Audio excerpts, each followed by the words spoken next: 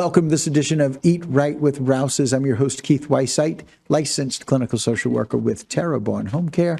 Very glad you're joining us, however you may be joining us. I appreciate it. And thanks for welcoming us in right here in beautiful Rouses as we welcome in our favorite dietitian, April Sins. Hello, April. Hello, Keith. Thanks for having me. Absolutely. We are so very glad that you're here. So very glad we're in beautiful Rouses here, which I got to tell you that anybody that looks at this background shot doesn't get hungry for fruits and vegetables is beyond me. Yes. But it's a good thing. And so today, I'm so very glad. We tend to cook in bulk. We buy in bulk and cook in bulk. Yeah. And I'm so very glad to have some really great hints about how to store our food from you today. Yeah, absolutely. We're talking about refrigeration. We're talking about the freezer, because there's a lot of times when Rouses has these really great sales where it's like, okay, I got to stock up. But how do you store it when you get home? Right. Are you going to refrigerate it? Are you going to freeze it? Are you going to cook it right away? What are you going to do with it once you get home? So that's why I wanted to talk about these things, because I want to remind you about just some storage ways that we can get those great deals at Rouses, bring it home, feel good about it, and then be able to prepare it and save it for later as well. That's exactly right. Make it more efficient on the front end and the back end. 100%. So we're going to talk about food storage for stocking up. So the first thing you see up there says 2-hour rule. Now, let's talk about what does that mean. That means that if you have something, let's say you cook a meal, not to have it out longer than 2 hours after you at room temperature. And that's where that 2-hour rule comes in, because the longer that we leave something out for longer than 2 hours, it starts really building up some bacteria and some harmful things. So we want to make sure that we refrigerate things properly and cool things down properly. Right. So that's where that comes out. So if you bring home, let's say you bring home you get this great deal of meat, you bring it home, you want to make sure you don't leave that on the countertop for a long period of time. Right. So we want to think about how we're going to store this whenever we get it back. So we're going to put it in the refrigerator.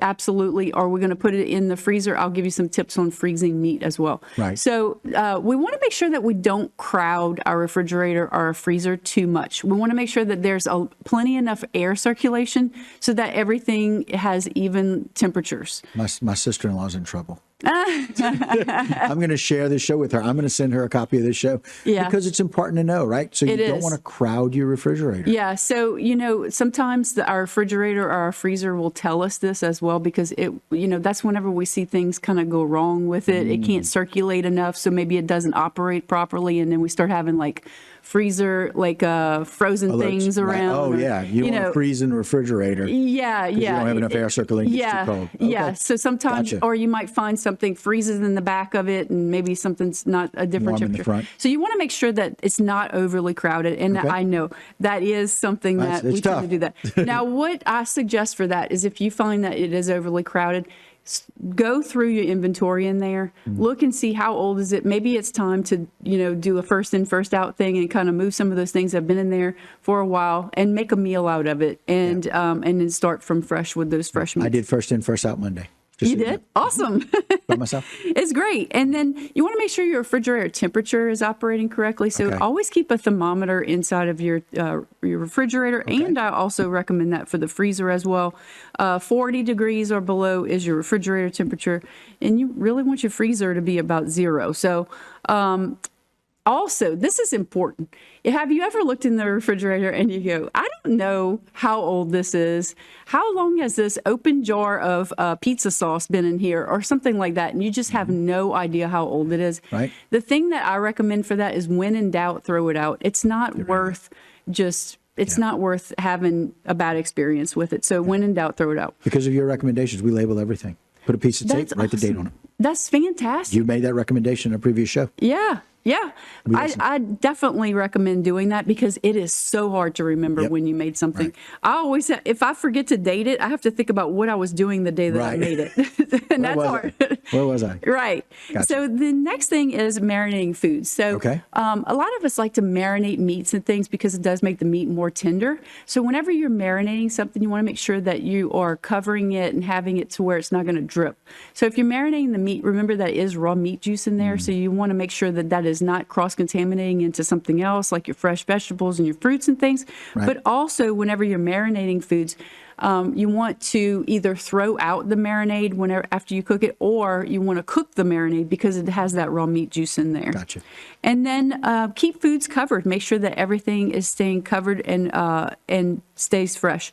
Storing eggs. So storing eggs is better to store inside of the refrigerator than on the door. Sometimes they have those little door things to store eggs, right. but it's actually better to store inside Okay. of the refrigerator because it'll get that consistent cooler temperature. Okay. And then on the freezer, let's move into the freezer. So how to freeze fruit. So whenever you get those great deals on, say, like strawberries or bananas or something like that, and you buy a bunch of it, so you want to lay it out on wash it first, lay it out on a pan, freeze them on the pan, then take them out and put them inside of a Ziploc bag.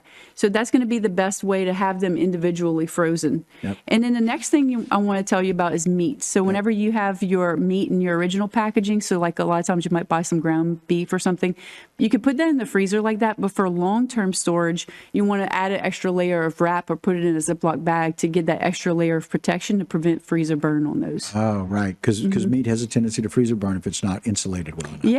Yeah. So just so you know, we listen as well. My wife left to go out of town, and when she was on her cruise, I had to take all of the frozen bananas off of the pan and all the frozen strawberries off of the pan so that we could freeze them. So you need to know that people are listening to your recommendations and doing them. That is so Yeah. awesome. So now they're all in a bag and they're frozen correctly. And y'all can make smoothies anytime we want. We always appreciate your help. Thank you, April. Thank We you really so do. much, Keith. You got it. All right, guys, that'll do it for this particular segment of Eat Right with Rouses. But don't go anywhere. I got a whole lot more local programming right here on HTV.